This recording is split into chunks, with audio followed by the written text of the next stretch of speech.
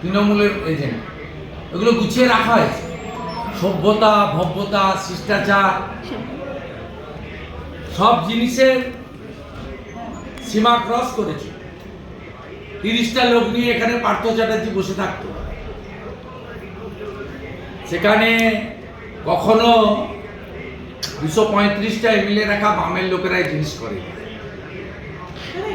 শুভেন্দু বাবু, যারা আপনাকে এতক্ষণ ধরে বিধানসভায় আটকাচ্ছিল যে সিকিউরিটিরা, তারা এই মুহূর্তে রেখেছিল তারা এই মুহূর্তে স্পিকারের ব্যাকে তারা অসুস্থ হয়ে পড়েছে।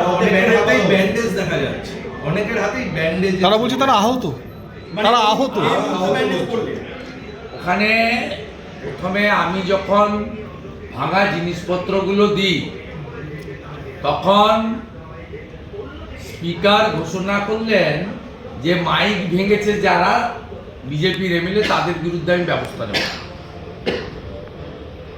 তারপরে তখন তিনি একজন মন্ত্রী এসে বললেন, ফিরহাদ হাকিম, যে সিকিউরিটির লোকরাও মার খেয়েছে, আমাদের এমএলএরা নাকি সিকিউরিটির লোকদের মেরেছে। সেই জন্য প্রমাণ দেওয়ার জন্য আমি যেহেতু টেবিলে প্রমাণ দিয়ে এসেছি, সুব্রত মৈত্রর ঘড়ি, শান্তনু প্রামাণিক, শঙ্কর ঘোষের ভাঙা চশমা, সেহেতু পাল্টা ডকুমেন্ট তৈরির কাজ চলছে। না, আমরা জানি এরা কিছু করবে না, আমরা আমাদের প্রোটেস্ট রেকর্ড করিয়ে রাখলাম ভবিষ্যতে চলছে।